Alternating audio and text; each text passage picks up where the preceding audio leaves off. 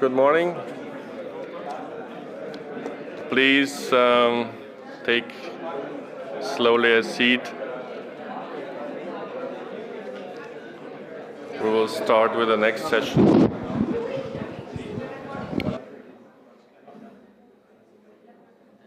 Okay. Coffee time is over. Yeah. Welcome to the first session. Session title will be, or we will dive more in deep into the question of flexibility and storage. It's the added value of hydropower to energy security and providing flexibility and energy storage. Session title. My name is Edward Dujak. I come from the Technical University of Vienna.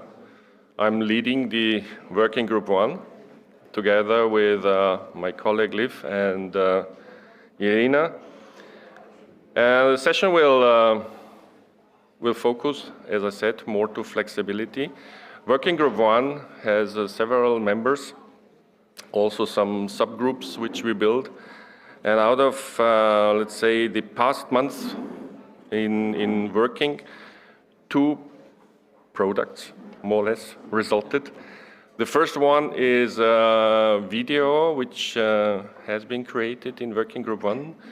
Should show, let's say, flexibility, the issue of flexibility we saw today morning from Dennis. What flexibility is, the ramping, and so on. So there's a video for, let's say, public society. Also the question here, how to bring these topics to the society for a general understanding. And I would say, just have a short look on this video. You are all specialists, but look through the eyes of a regular person, probably not so familiar to flexibility. Can we go with the video? Thanks very much. E-TIP Hydropower Working Group 1 focuses on hydropower's role in providing grid flexibility and energy storage. Imagine Europe's electricity grid as a tandem bicycle. Electricity generators push the pedals, increasing speed. Consumers apply brakes, decreasing speed. To keep the bicycle turning at a constant speed, a balance between the force applied by cyclists, power, and the braking force of consumers, also known as load, must be maintained at local and European scales, while the bicycle is working at all times. Flexibility is the capacity of the generators and some consumers to adapt the force applied to the pedals and brakes to control the speed of the bicycle. Historically, thermal power plants like coal, gas, and nuclear, as well as hydropower plants, handled this job. Such plants can change their power accordingly to maintain the bicycle's speed, that is, flexibility. Here, hydropower cyclists are special because they can change faster than others, and all without carbon dioxide emissions and with no fuel costs. Recently, the bicycle has happily introduced new cyclists, wind, and photovoltaics. Like hydropower, they can push the pedals without carbon dioxide emissions. However, these cyclists have a drawback. They push the pedals only when it is sunny or windy, in a variable and unpredictable way. Therefore, the other cyclists need to be more dynamic, flexible, and adjust their effort faster to keep the bicycle at constant speed. Now, the various forms of hydropower generators are especially valuable due to their high flexibility and storage capacity. Pumped storage hydropower can even act like a battery pack for the bicycle, storing surplus electricity. These already exist across Europe, and there is need and room for more. The working group aims to highlight hydropower's value while addressing key challenges by demonstrating hydropower's flexibility and advantage in ensuring a stable energy supply. Most hydropower plants can even restart the electricity after a blackout, highlighting hydropower's contribution to grid regulation and stability, and showcasing hydropower's multi-purpose benefits like supplying water for drinking, industry, irrigation, and flood control.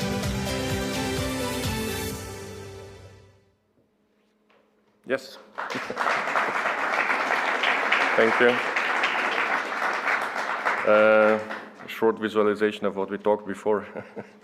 And the second product, which is not public now or published, is the white paper, which will be now discussed, and then coming, hopefully, additionally to that. Well, with that, I would like to start with the presentation. It's my honor, and I'm happy that Frank Wagum from N2E will hold the first presentation on flexibility needs in the European grid to ensure a safe energy transition. Frank, can you please come to...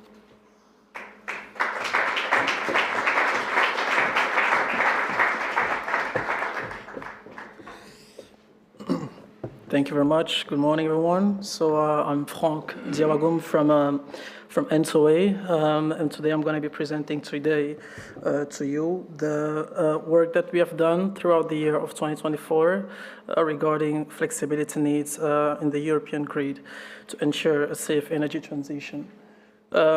So flexibility, the topic of flexibility is not new in N2E. It's something that has been discussed because, as you know, there are a lot of targets regarding reintegration, and all of these targets with carbon neutrality objectives come with also having a backbone that is fitted for that. So in N2E's vision paper, as you see here, and the strategic roadmap, flexibility, as well as many other aspects such as operational efficiency in terms of reliability of the system, but also, let's say, deployment of infrastructure necessary for integrating all these renewable energy targets, as well as market design to ensure that proper value is also given to the assets that are needed for actually facilitating this integration of renewable energy sources and these neutrality objectives. Flexibility is seen in both our vision paper and our strategic roadmap as being a crucial element for the present and for the future of our European power system.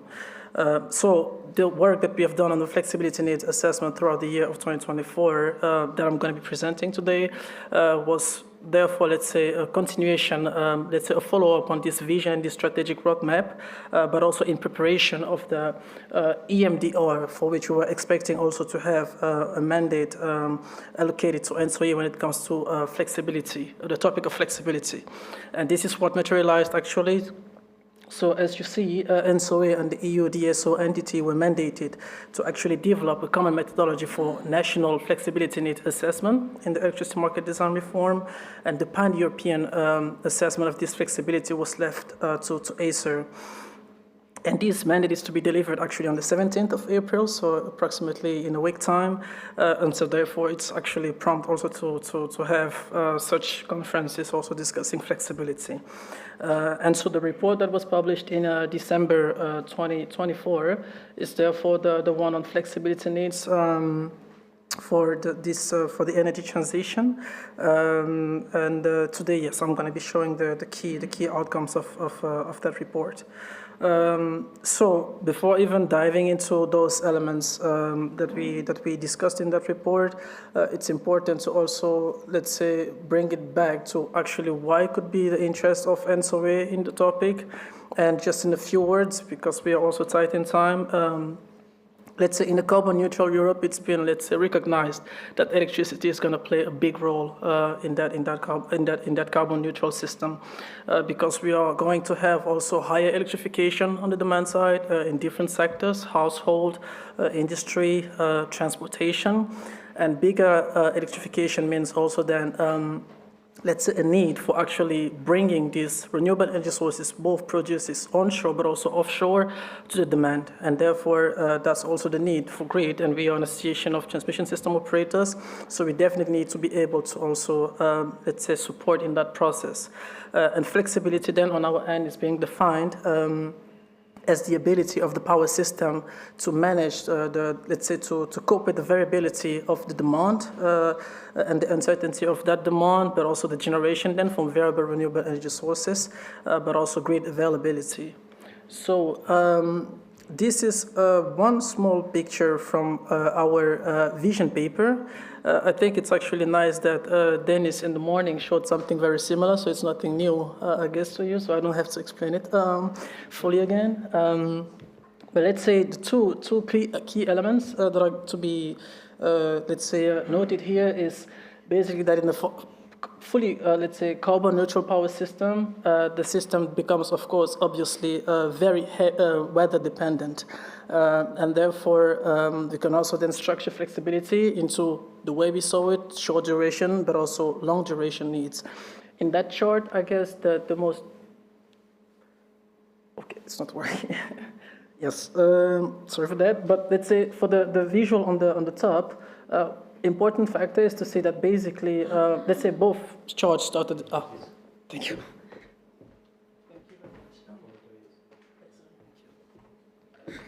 So yes, what I wanted to show here is that basically, so on the figure on the top here, so both starting from same condition. Here, when we have, let's say, more or less stable level of generation throughout the period considered here of these 5 days, we see that basically here, let's say, short duration flexibility could be used for also basically leveling up this dark line that you see, which is basically the demand.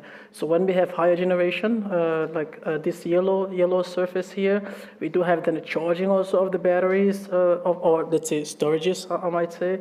And therefore, when we also are in need, then the storages are basically supporting the system for fulfilling the demand. And this second chart here shows basically the need for longer duration when we have extended period of, let's say, lower than, let's say, average generation from renewable energy sources. So these are, let's say, the main important elements that we can add in comparison to what Dennis showed in the morning. But then, yeah, from this vision, basically, we worked on 3 main kind of indicators. So the let's say the multi-day, let's say variable renewable energy sources shortages, and second one, the one arising from residual load variability, then, which is characterized through, let's say, splitting into different time frames: daily, weekly, annual, the flexibility need, but also looking into the load ramps, which again comes back to one thing that was being presented this morning with this, let's say, this 7 gigawatt gradient from the Spanish case, for instance. And we have then also the flexibility need due to forecast errors in the intraday time frame, where here we try to look into basically moving from day ahead into towards a real time. Of course, we will never have perfect forecasts both for generation and also for renewable energy sources generation, but also for demand, and also outages pattern could play a lot in this, and we are trying then to assess what is the capability then, let's say, what is the gap to be bridged moving from day-ahead forecast into real-time observation. So now we'll be presenting then the few results that we have obtained then from our assessment. So here this chart pretty much shows the indicator related to the long duration, let's say extended res gap, and here this graph here is focusing on relative annual VRES gap, which is pretty much the res gap divided by the actual total load. And we can see that the assessment has been made here for 35 climatic years from our pan-European climate database. And let's say key elements that we can take away from this visual is that for many of these countries, you see, let's say, high variance across the different climatic years. So climate conditions playing a big role. Obviously, yes, one climatic year condition could lead into, let's say, a more, let's say, stress period compared to the others, and this has definitely an impact then on the ranges that we observe. On average, we can see that the mean value of this relative variance gap goes from approximately, can go up to 15 to 20%. We have also some very stress period for some specific climatic years here, for instance, that we see.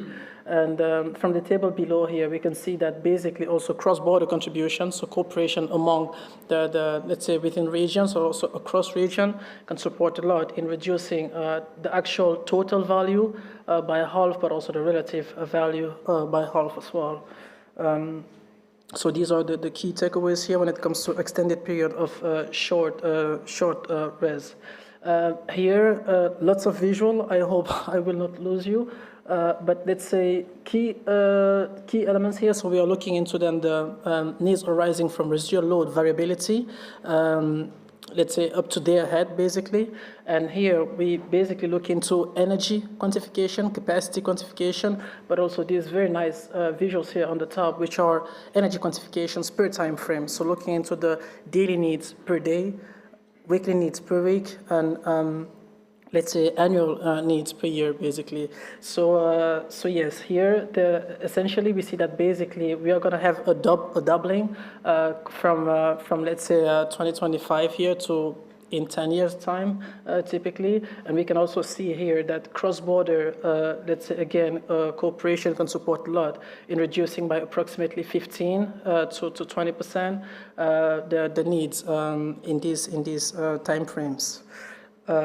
So here again, this is one visual for the ramping needs. Going back to what was presenting this morning, this is actually one assessment that we did. Essentially, we see that the ramping needs will actually, let's say, evolve differently compared to regarding into the different countries.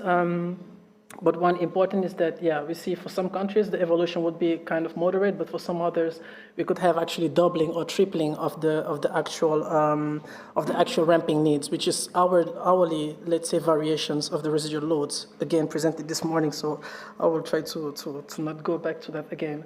And so this is one also very important then when it comes to, let's say, short-term flexibility, short-duration flexibility, where we try to look into then, yes, these forecast errors from day ahead to real time in load and variable renewable energy sources. So solar, wind, on and offshore. And let's say here I show the visuals for aggregated values, so gap to be, let's say, bridged from that day ahead to that real time, either upward or downward. And then we see that, let's say, here the focus shouldn't really be on the actual total numbers, because we did an assessment just for the few countries that you see here. But let's say key takeaways, you can see therefore a halving, also thanks to cross-border, let's say, cooperation, because different countries can be facing also, let's say, opposing needs, and therefore there's potential for netting. And of course, yeah, it's also highly dependent on the size of the countries and the renewable installed, and of course the mix as well. So these are the key takeaways from this one. And as I was mentioning in the beginning then, so this work was also a preparatory work in relation to the, let's say, the electricity market design reform mandate that was then given to NSOE later on. And we can see that from the work that we have been doing so far, without going into so much details, it's going to be probably also publicly available very soon. This work actually supported then when it comes to the system needs assessment of that national methodology that was being developed, where we look again here into res integration, ramping needs, and short-term flexibility need. I hope I wasn't too fast, and yeah, thank you very much then for presenting.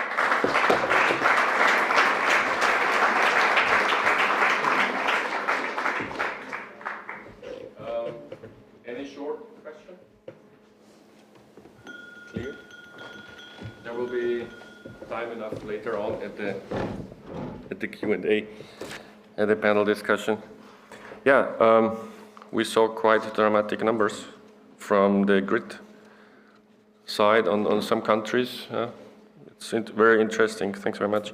The second presentation given in this session will be by Michael Plaschi. He comes from Alpic, and he will present us experience in operating a large pump storage scheme under the European market constraints. The power plant discussed is Nanterre in France. It's the biggest one in the pump storage. And I had the pleasure to visit this pump storage with my students already. So I know a little bit on that. So your floor is yours. Thank you very much. So good morning, everyone. I'm a bit smaller. Now we will have a concrete example. So a very interesting discussion already. We see just now also that the forecasts are quite clear that we will need more flexibility, but it could be already very interesting to see, okay, we just put in operation such a power plant in 2022, and so we just have 3 years of experience, and what happened? Does it correspond to our expectations or not, and it's what I would like to show you. So let's start. Of course, some generalities, but in Switzerland we have really the three kind of hydraulic power. So the storage. I will come back at the end of my presentation also to say that storage is also a flexibility. Not like the pump storage facilities, but it's still very important for the winter period. And in particular, in Switzerland, it is a key issue. I will come back later on. Pump storage, it's the main focus, and the run-of-river hydropower. Maybe just to say something which is quite strange as well, that we see that now the new renewables are prioritized on the market, on the grid. So sometimes in summer, we need to let the water go through just to comply with the demand to reduce the production. So in order to optimize the system, we have to let the water going through the dam. So we are starting to have some contradictions, and I think also in a certain period of time, the system will be asked on different angles, but this is my point of view. Yeah, generally speaking, it is the rule that has been established that, okay, for 1 gigawatt or for 10 gigawatts install of non-predictable productions, we need 1 gigawatt of flexibility, and then it helps to have a production around 20 terawatt hours. So in Switzerland, we developed in the last 7-8 years about 7,000 megawatt of non-predictable energy, solar in particular, and the project I will show you, the facility that we have is 900 megawatt pump storage facility. So it was like a chance that we could compensate this situation, but it lasts us 40 years to build non-adherence. So we will not have, when it goes on to install about, let's say, 10,000 megawatt capacity of solar in the coming 10 years, we will not have pump storage ready to compensate that. So we know it's just to notice that the problematic will be even greater. We are convinced about this situation, and we need to find some solutions. Of course, we said many things are depending on the price, the spot price that we see. It is very volatile, and of course, what we had during the last 2-3 years, so in 2021, 22, 23, in particular, it was quite abnormal, but during the phase of construction of non-adherence, I need to admit that we ask ourselves many times, are we going to the end, or it is too expensive? And today we are happy, but it was many times the point if we stop or not the project. And I would say that the one shareholder asked himself this question, and by chance we invest already too much to change the fact that it will be better to go to the end of the construction. So it's still a very important issue to get the financing, and it's a long period of time, so it has been already addressed this morning that we need a certain support because it is for a long term. We need to have this pioneer spirit, and it needs, at the beginning, maybe some financial helps. But in our case, it was not the case because we thought the spread will be very big, and then we have very bad years, and then we have this big peak, and now we could say that the use of non-adherence show us that it is an interesting facility. This is the Germany situation, but many graphs have been shown already to say there is an increased need of flexibility, so I propose to skip this one.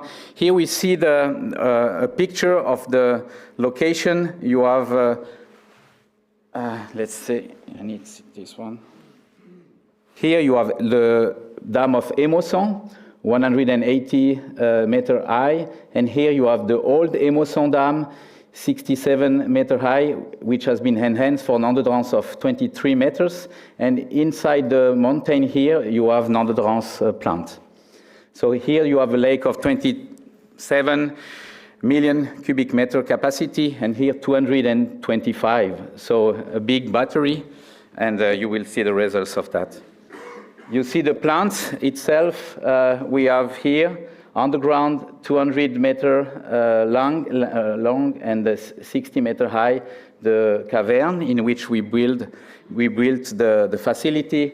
You have 6 machines of 150 megawatts, so 900 megawatts in total. And we can pump and produce with the same penstocks or the same tubes, if you want. So we can reverse the pumps and turbines. And it allows us within 4 minutes to have a complete change in pumping to producing, so very flexible. Okay, so these are the key numbers. I said most of them already. 900 megawatts, the efficiency is about 81%. Of course, we are not producing electricity, we are producing flexibility, so you pump and then you lose a bit, but it is 81%. It's a very good number in terms of efficiency. It's huge, we cannot imagine, but it's the 360 flow, cubic meter per second flow. It's the same flow that you have in Geneva for the Rhone River in summer. So we can void the lake that you have seen in 20 hours. And I will show you some pictures, but we did that last year 50 times. It's the equivalent. It's like we make the lake empty and make this 50 times. So each week we use not the full capacity, but we use a lot this flexibility, and it is very reactive. This is last year in 24. You see the 6 machines. I have to say at that time we have still the guarantee checks, and 1 machine of the 6 is almost always not in operation. So you see 5 machines in operation, and you have below the, yeah, it works, but I prefer this one.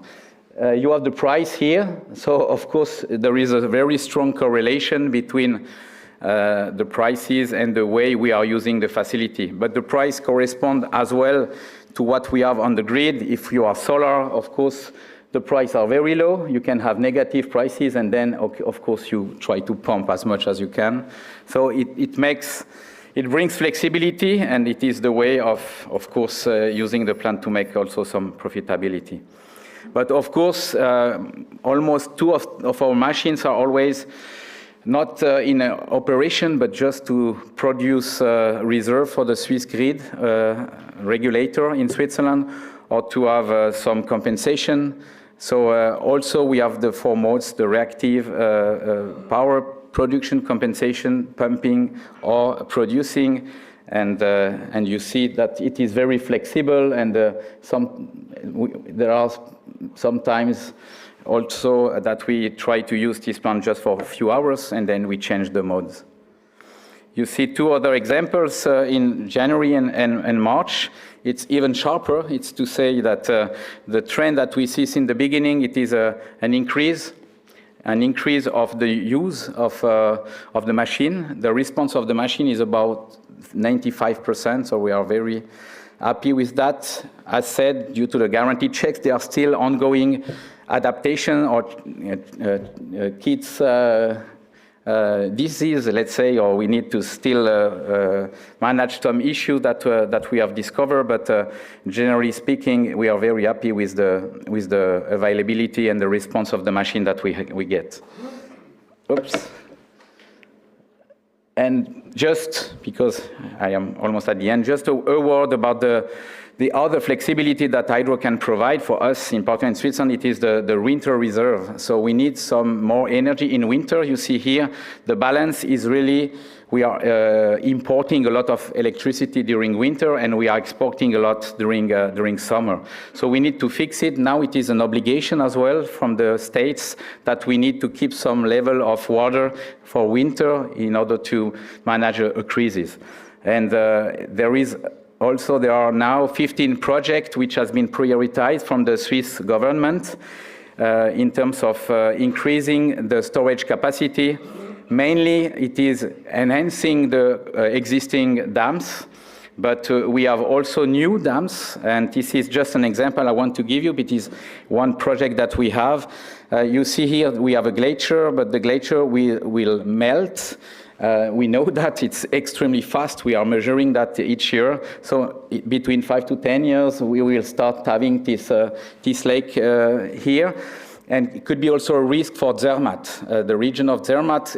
If we don't do any dam, at a certain point in time, you will have such amount of water that it could go in once to do Zermatt. So it's just to say we have multi-use of water, not only for producing electricity, but also to protect a region like Zermatt from flooding, or also for irrigation and so on. We say that. And this is the Gorner Glacier, and it is the Gorney Dam that we plan. If everything goes perfectly, it could be in operation, let's say in 2032, but I think it is part of the panel discussion that we will have. There are some issues always with NGOs, but also with the community. The water belongs to the community in Switzerland, so we need to also find agreement with them.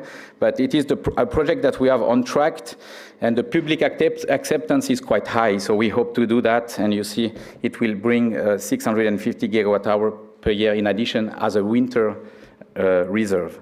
So it is a 94-meter high dam that we hope that we can build within, let's say, to be realistic, within 10 years. Okay, thank you for your attention.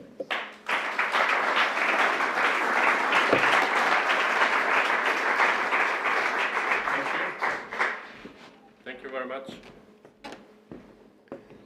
Thank you for this really good presentation. What you didn't show is the lifetime of the runners. If you see the ramping up and down. So a mechanical question afterwards. Yeah, so we come to the third presentation in this first session is given by Atle Harby. He comes from SINTEF. He's also engaged in the International Energy Agency and is running or coordinating a Horizon project on sustainable refurbishment of power stations. And he will talk today to a topic which was already addressed a little bit before on this cross-border changes or cooperations. And his presentation will be on effects of power prices and environmental conditions from large hydropower capacity and pump storage expansion. We know that Norway has a lot of storage capabilities. And yeah, let's listen to you. Thanks very much.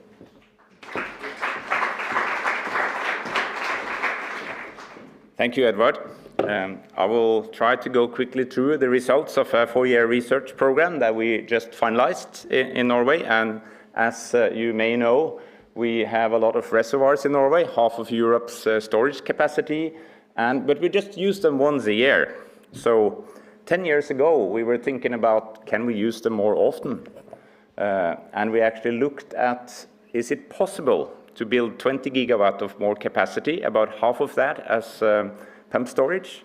And indeed, yes, by using those existing reservoirs or pairs of reservoirs, which are large, without any large environmental impacts. We said we're not going to change water level more than something like 10 to 15 centimeter per hour at maximum. And is that feasible? And we looked at the sites, and of course, 10 years ago or 12 years ago, the hydropower companies said, no, this is never going to happen, when they looked at the prices and the price differences. But today, actually, several of these items are coming out of the drawer and onto the drawing board, and some has even applied for licenses for some of these projects. So what we did in this research program was to look at how does Europe look like when we have reached our targets to become 100% renewable. We got some help from a German research institute that looked at all the surrounding. And then we were looking at how can Norwegian hydropower contribute, and we compared the situation, as we call baseline, where we do very little with our hydropower and do not build more interconnectors, compared to another situation where we actually, which we call expanded, where we wanted to put in 20 gigawatts, but the hydropower company said, be a little bit more moderate. Put in just 11 gigawatt more capacity, and half of that as pump storage between those existing reservoirs, and then extend the interconnectors. We already have about 10 gigawatt capacity to our neighboring countries, UK, Netherlands, Germany, Denmark, Sweden, a little bit to Finland, and a very little bit to Russia.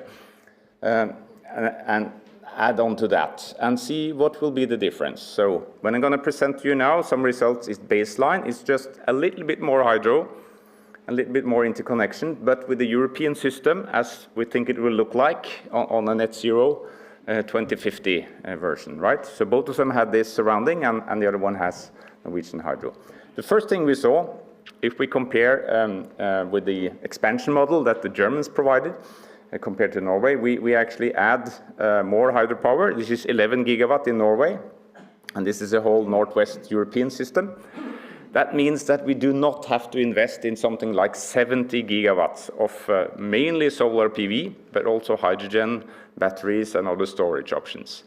So we can actually, by just 11 gigawatt of more hydro and interconnectors, we can save 70 gigawatt of other renewables, which has a huge impact on the environment, for sure, and for costs.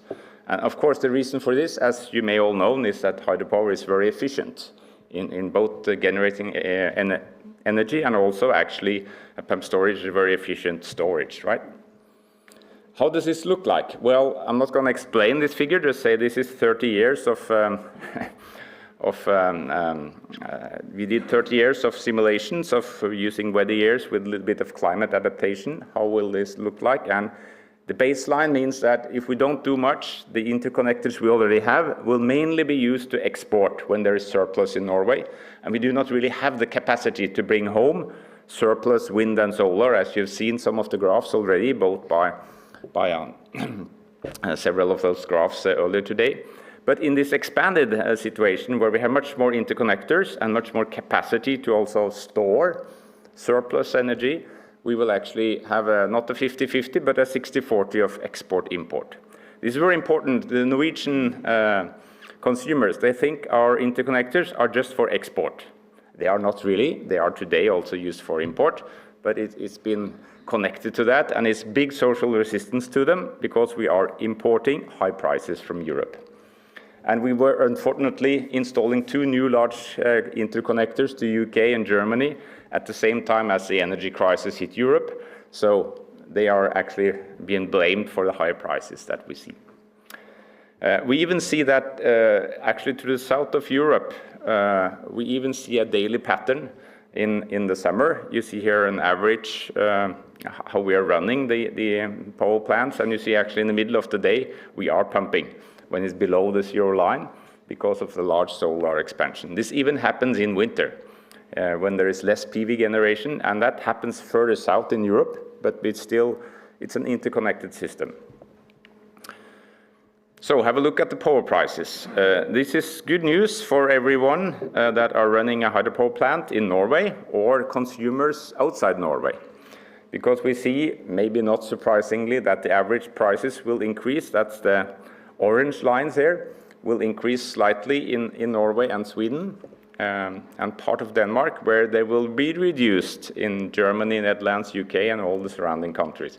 We get more equal prices, and as hydropower is a less expensive thing to run than a gas power plant, for instance, this is for sure what's going to happen. So this means also, of course, that the hydropower industry in Norway will earn more money on this.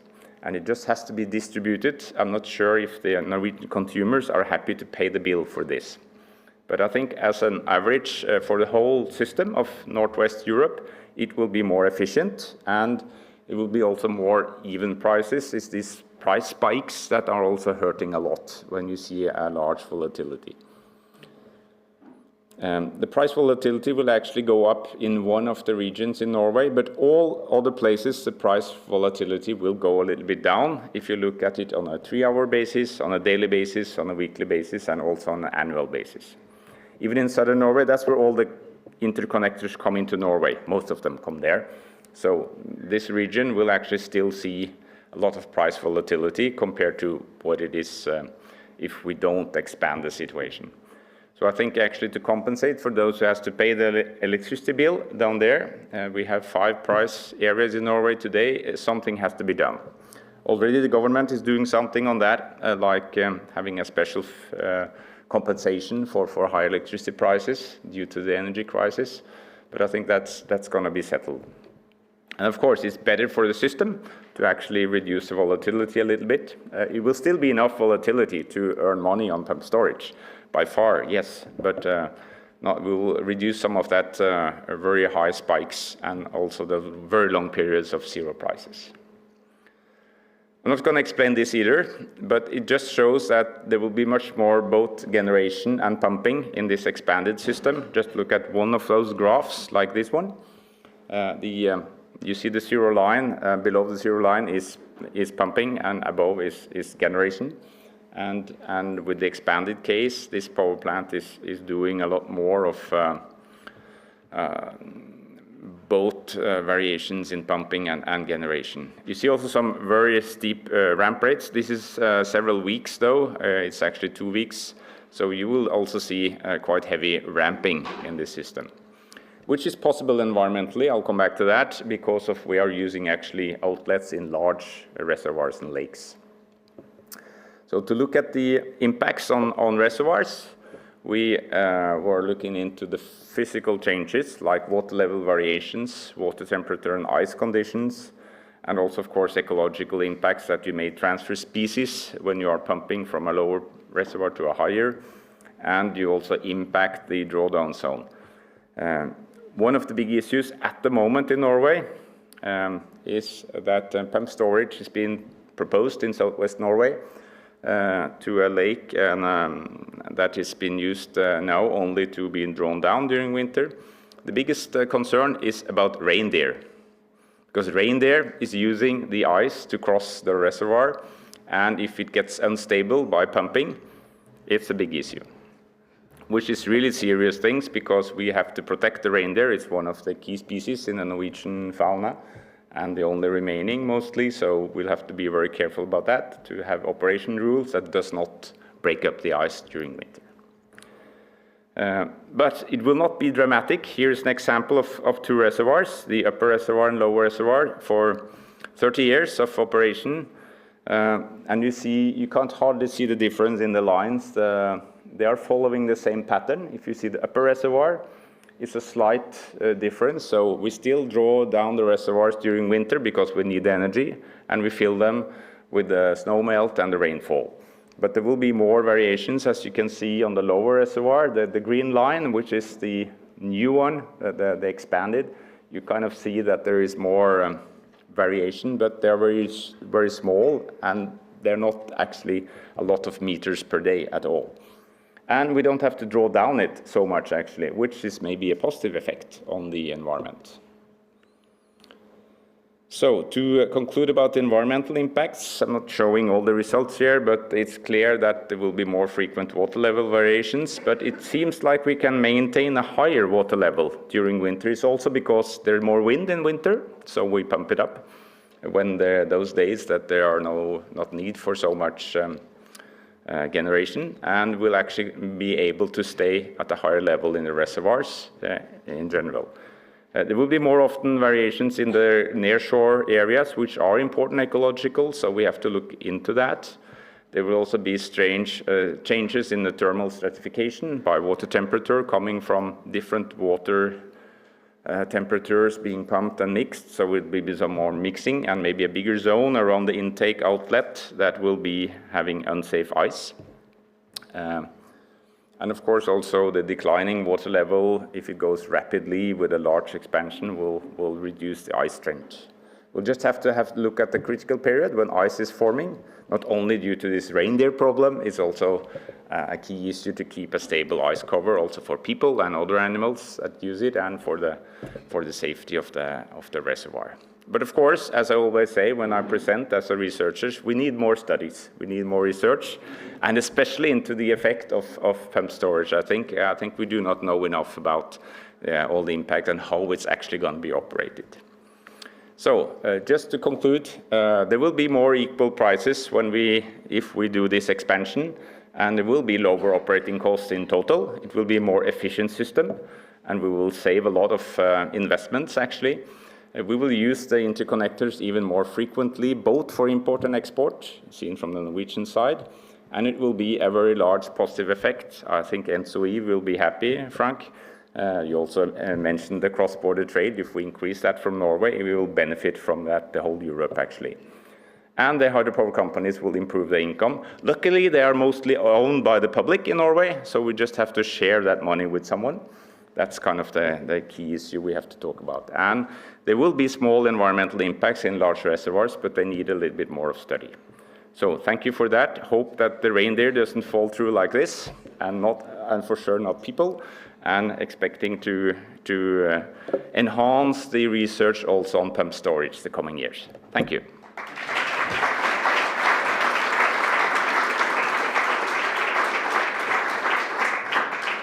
Yes, thank you very much, Atle. You can remain here for the panel discussion. With this, I hand over to Irina. Where is she? Irina is not there. She's not here. Substituting. You are substituting her. Good. As long as my duty is over. Yes, Thanks I'm not Irina. Thanks very much. So you take over and Yes. yeah, thank you. Hi.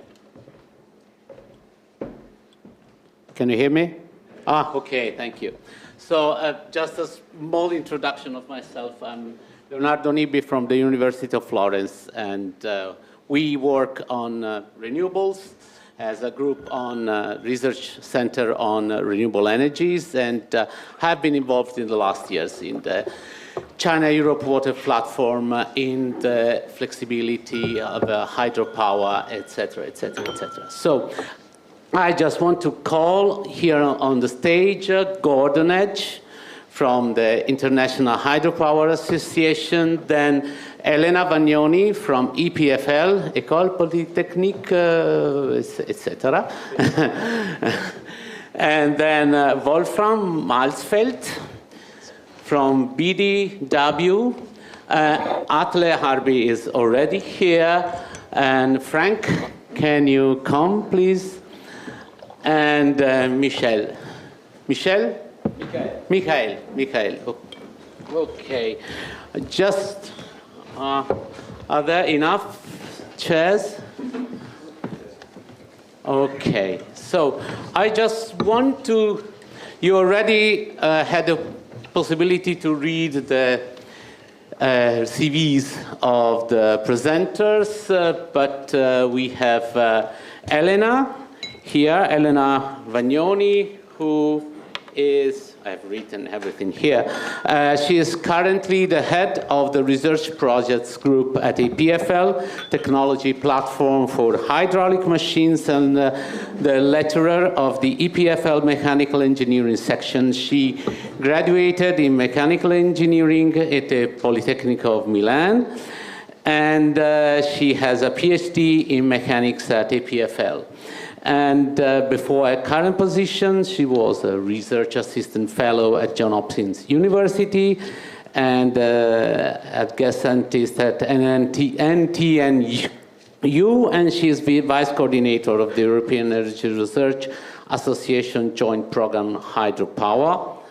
Then we have Gordon Edge from International Hydropower Association, has been involved in energy throughout his career on a path through academia, journalism, renewable energy advocacy. We need it a lot in this dark age, I think, and strategic management.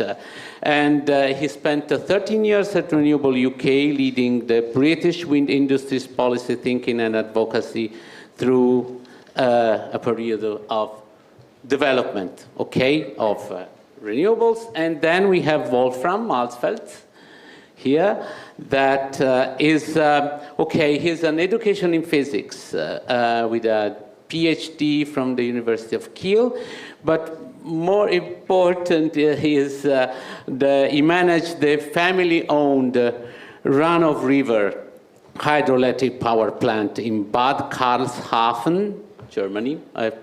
hope the pronunciation is okay, and is a board member of a Hydroelectric Power Plant Association of the German state of Hesse, and a member of the Hydroelectric Power Plant Association of the German states of North Rhine-Westphalia, Lower Saxony, etc., etc., etc. Okay, so I have a first question really for Wolfram. So, because we have heard a lot about pumped hydro storage today, and but not too much about the runoff river, okay? And the role that the runoff river can have in contribution to both flexibility and, most difficultly, I think, storage, okay?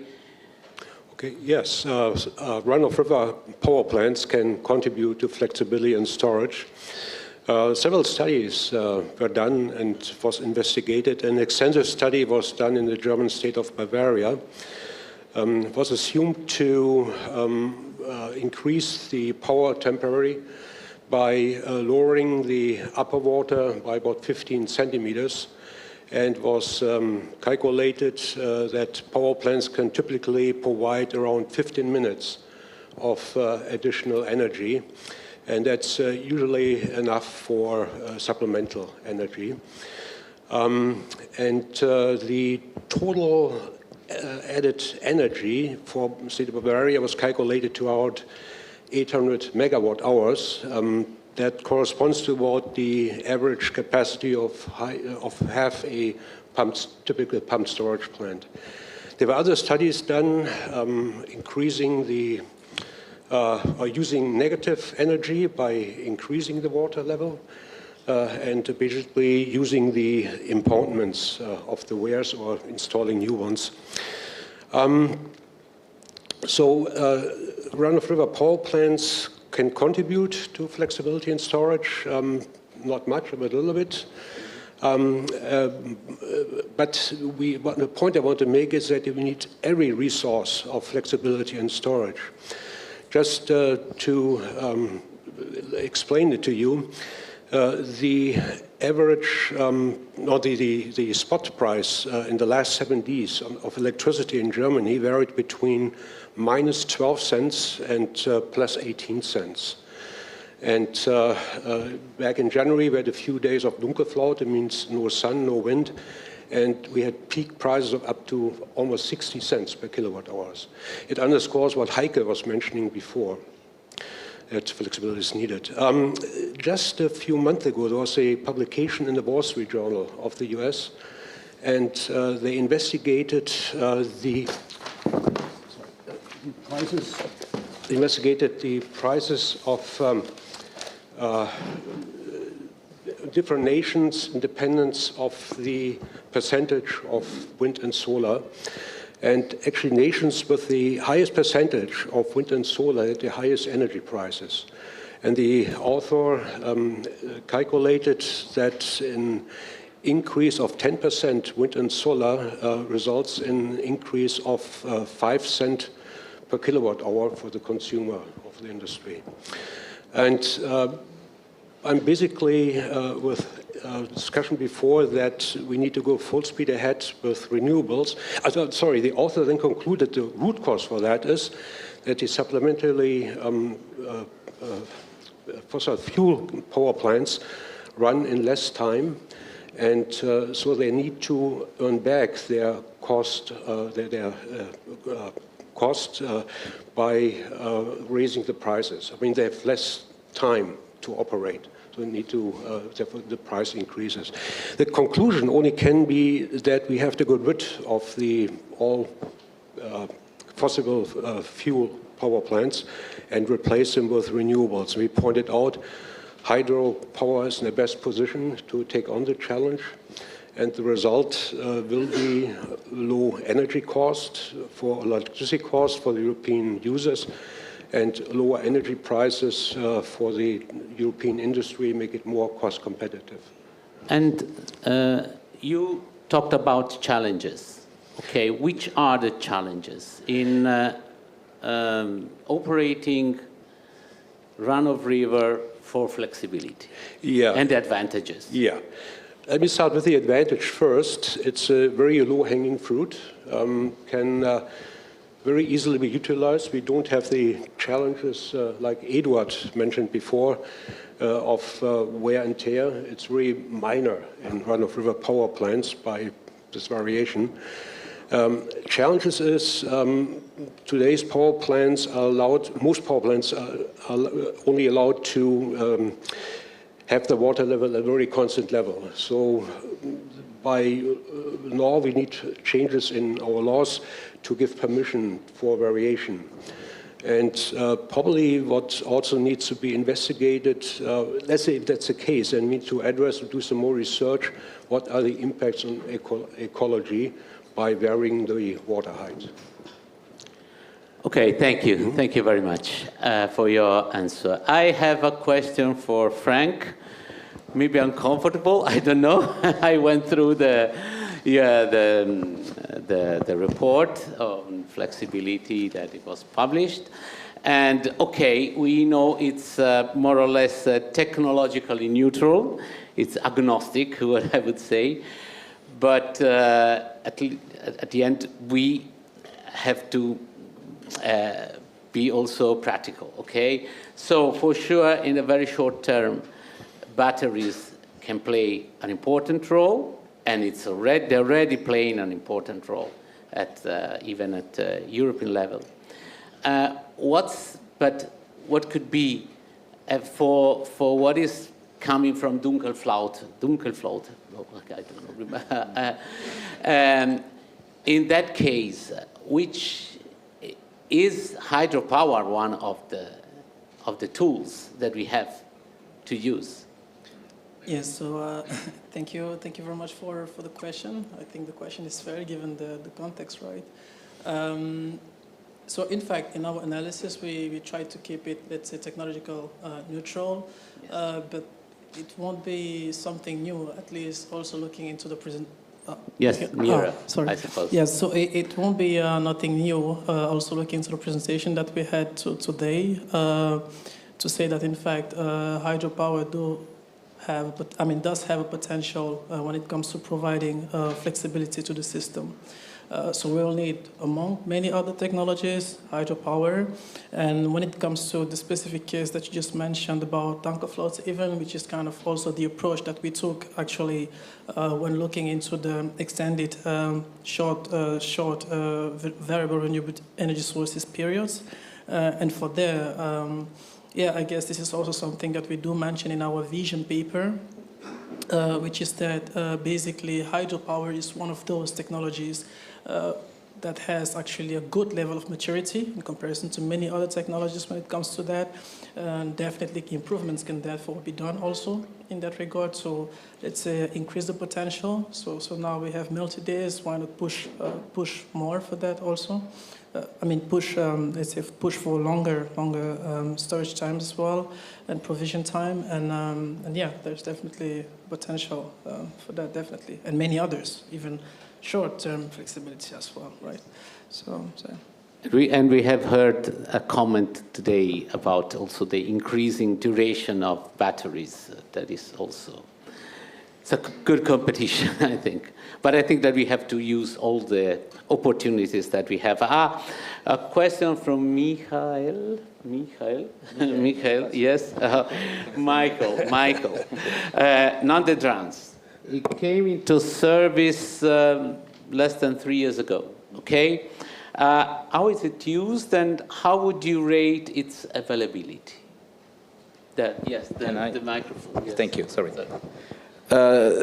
So we are, as said, pretty happy with the availability. We still have some issues to fix, but it will be within the guarantee checks, but it will last certainly in 2026. Some fixation has to be changed.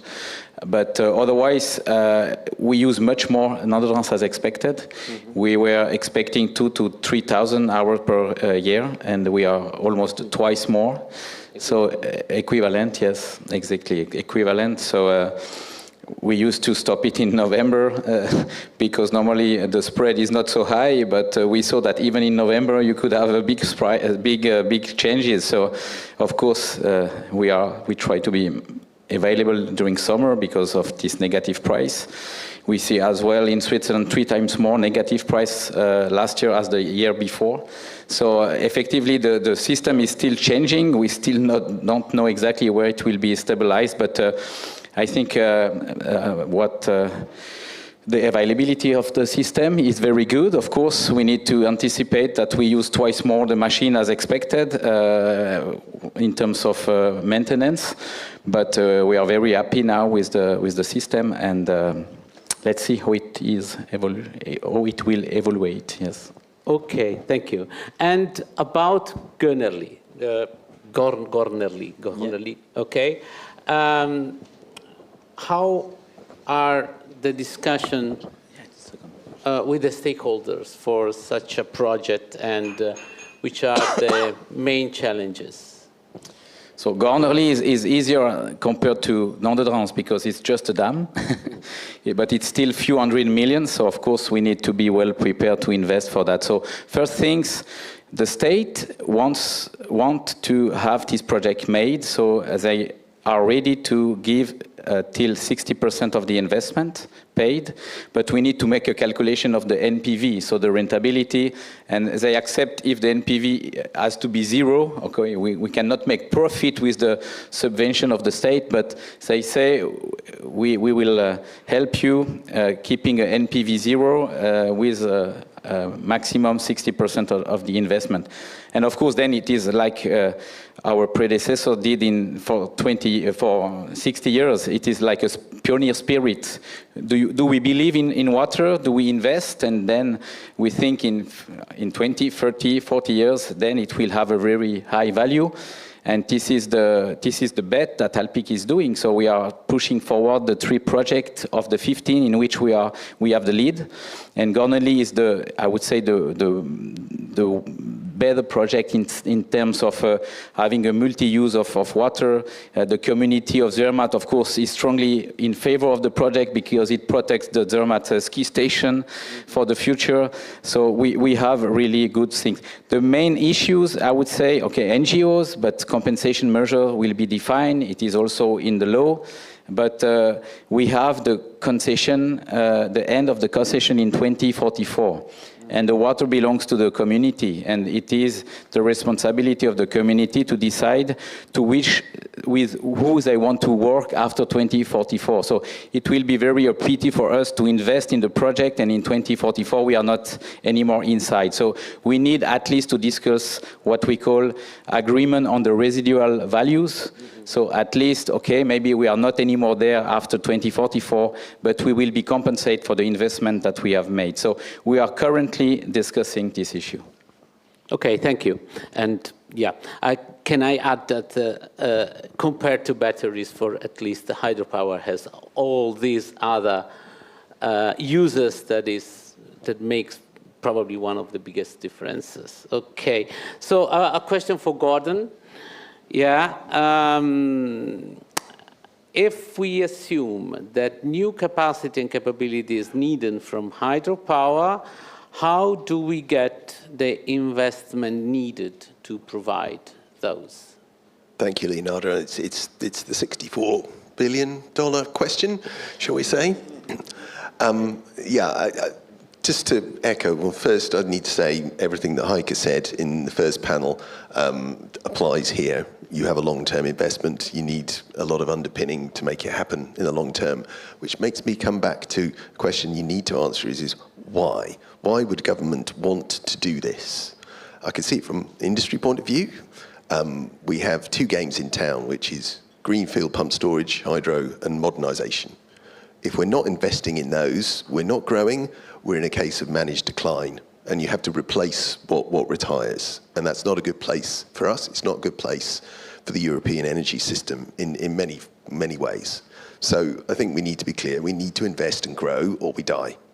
So how do we do that? How do we persuade government needs to be a partner in this? When you have a long-term investment, infrastructure investment like this, Government has to want it. They have to be an active partner in this. So we need to be persuading them of all the good things that hydropower brings. But unless we do that, end of story. It's not going to happen. Assuming all of those things, you're into position. You're now into the individual investment decision on one of those projects, be that pump storage, be that a modernisation project. They're not different in form, they're different in size. A modernisation project is smaller, but still you have the same issues, a big lump sum upfront investment being paid back over a long period of time, requiring your revenues to be sufficient and stable enough in order to do that. So where does all of that money come from? Now, one of the problems you have, and this is multiplied for pump storage, all your revenue streams are volatile or even non-existent at this minute. So, for instance, are you able to buy cheap and sell high? Not a given in markets. So you need that, definitely need that for pump storage, but even when you have a storage reservoir standard hydropower, you need to take advantage of the fact that you can dispatch your power plant when prices are high and reap the reward of that. And that is not yet fully in place across Europe. Also, you need to be able to take advantage of all the ancillary services you provide. That comes in many forms at the moment. You know, inertia was just a side benefit of having large rotating bits of metal. Most of the time, inertia is not rewarded across many markets, and that's something that needs to change, because when you're making investment, you get what you pay for. If you're not paying for these things, you don't design them into your projects. So it's really important that they get paid for. And then finally, you have, are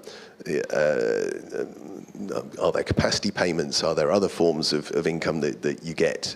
All of these, uncertain, potentially volatile, how do you make them add up? One, to be enough, and two, to not be so volatile as to make it impossible to do that long-term, low cost of capital investment.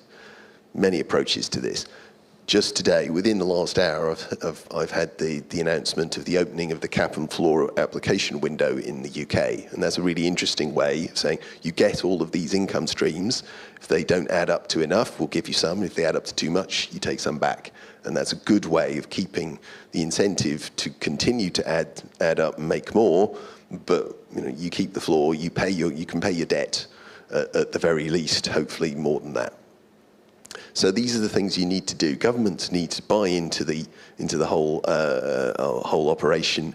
You need to be able to access all the revenue streams, and you need to be able to manage those in some way, in some kind of partnership, some kind of underwriting from government to make it happen. And if we don't have all of those things, it's very difficult to get it to work. Okay, thank you. And ancillary services should be fairly compensated.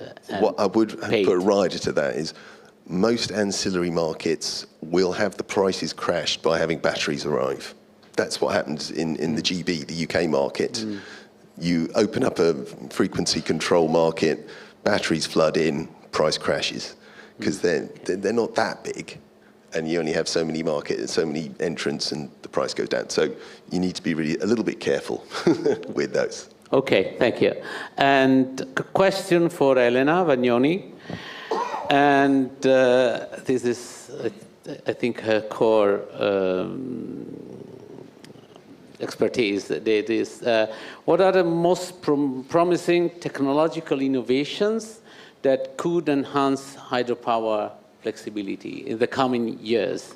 And which are the challenges that must be overcome for this?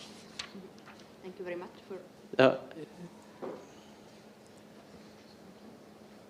Gordon, can you... Yeah. Thank you, Gordon.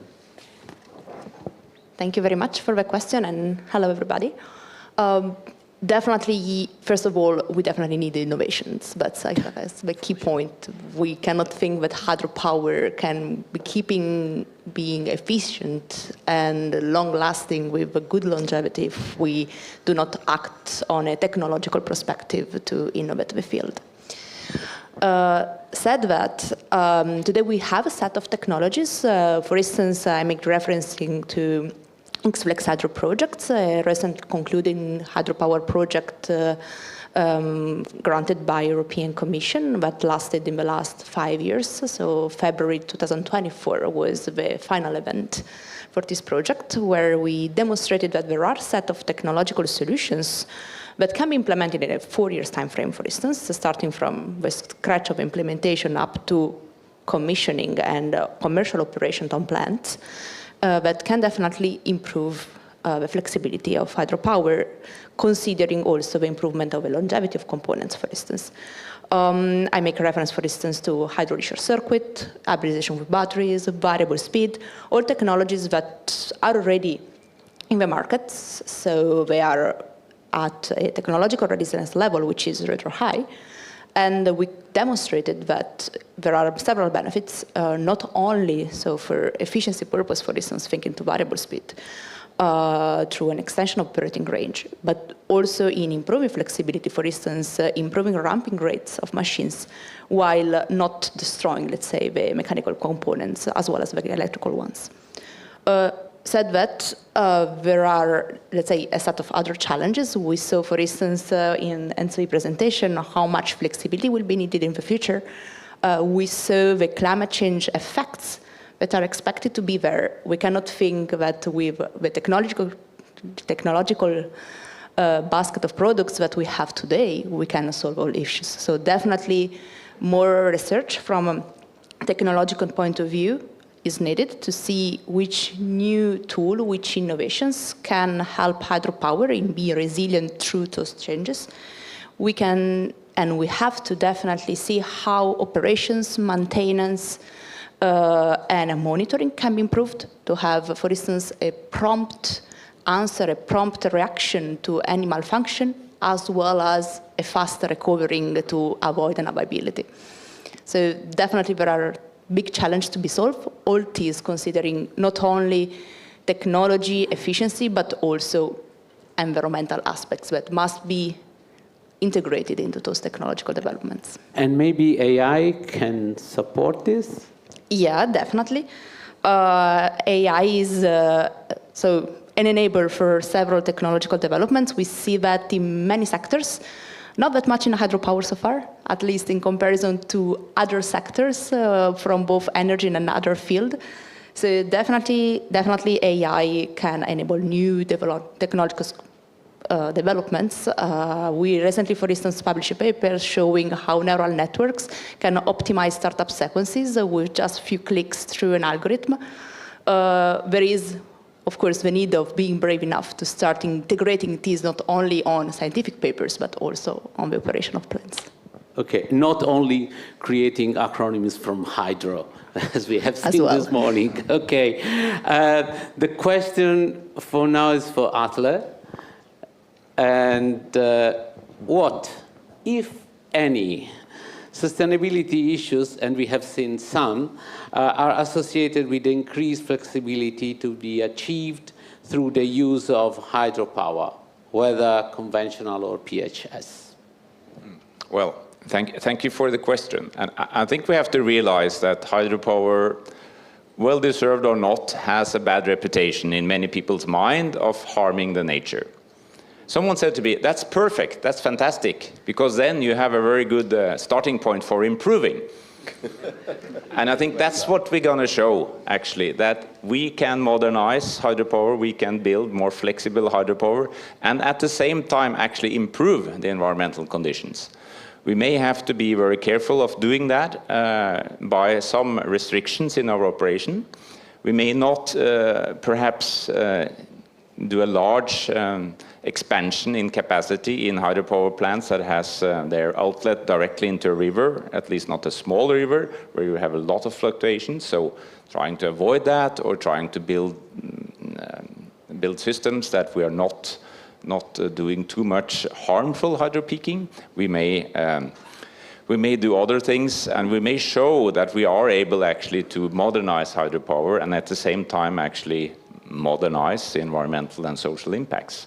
And I think that's actually possible. We have done that several times in Norway. There we have the big chances of having actually large reservoirs at the outlet of hydropower plants or lakes or into the fjord, which has less impact if you are running your power plants flexible. However, flexibility doesn't always mean that it's a rapid change in water flow, or if you can do some compensation measures. For instance, having compensation basins, having also not doing always this when there is a low residual flow, etc. But I think we have to kind of look the other way around when we are doing modernization and improving flexibility. Can we actually start to see, okay, what's the challenge here environmentally? Can we improve that in one way?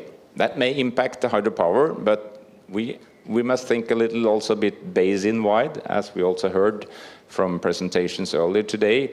Maybe we can improve conditions here and here and here on different assets, and maybe we have to admit that in this part we need to prioritize flexible hydropower, which will harm a little bit more the environment, but we're gaining here and here and here. And to look holistic into that, I think that's needed. That's not something that is needed only for hydropower. If you know the Kunming-Montreal agreement, we need to actually restore 30% of nature and protect 30% of our area. So that's a big, big challenge in adding up on the climate challenge, right? So, but I think we can show that we can make hydropower more sustainable by actually improving also the environmental impacts in many of our assets. And maybe someone will just have to say, okay, here we have to actually be a bit tough on the nature, but the other places not. And in total, that has to be much better than it is today, or at least seen today. So that's my message, I think. Okay, thank you, everybody. If there is just a short question from the audience, otherwise it's 12:30. We are a bit late, but there is time for lunch. And no questions? Okay. Oh, there's one question. Okay. Quick question. Okay.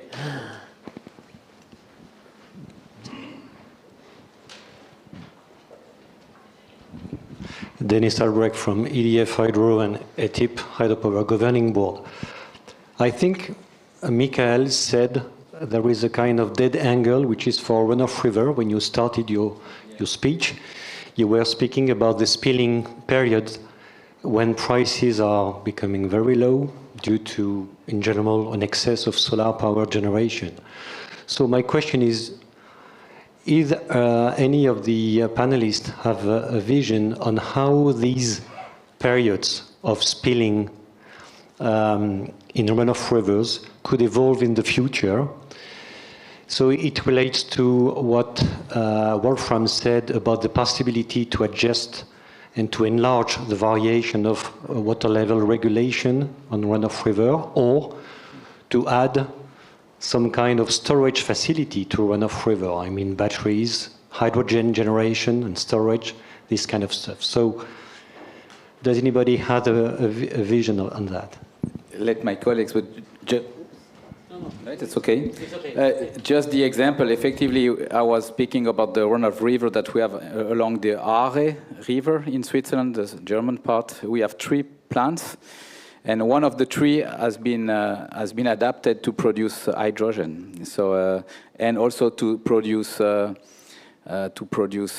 steam. So effectively, instead of letting the water going through, we use the electricity to warm. So it's not so efficient, but at least it's not completely lost. For the other, it's still something that we see in summer, and the frequency increased a lot. And it's why now it is also a topic that we are discussing within the Hydro-Swiss society in Switzerland. But it is just an observation at that time that what can we do? On one plant, we tried to get a solution, a 20 megawatt steam generator. Yeah. I would add to that. It's also a system issue. So if you've got enough storage, there'll be mopping up all of the additional generation. But it says to me that there's an upcoming issue with managing storage that this points to. There will be lots of times when you need to have a lot of power storage. So the batteries are great because they tend to be high power, short duration. So they take the peaks. But long duration storage, like pump storage, is kind of low and slow. You're not going to build pump storage to meet the peak demand. I mean, it's impossible. So actually, is there an interchange between the batteries and the pump storage or other long-duration energy storage? Whereas you take that big peak in the middle of the day and you could store that, and then over time, you feed it through to the longer duration storage, and vice versa, so that you're ready for those big variations in the power demand on the short term. The batteries are able to manage that. I mean, it's a great vision. I'm just really struggling to work out what the market arrangement is that incentivizes you to do that. It's very, very difficult. But I think if we think in system terms, that should be how it works. I've seen figures that we actually expect about 30% of the time there will be a zero price on electricity in Norway, for instance. So it's time also to think about other solutions to what to do if you have to run your power plant. You can produce hydrogen, you can store it, you have to find good solutions with the industry, I think. I think it's a key factor. I know from the cradle of hydropower in Norway, it was built together with industry, like Norsk Hydro, and to produce, and maybe we can go back to that situation again to find some, whether if it's a Google center, maybe not Google anymore because it comes from over there, but something, a European version of that, and try to build alliances with industry. I think a different kind of industry that can use that surplus power, something like that, and start thinking of that. Thank you. Okay, thank you. No other answer. So thank you, everybody, for joining this session. We meet here once again at 1:30. 2:30 for the German. Okay. Thank you.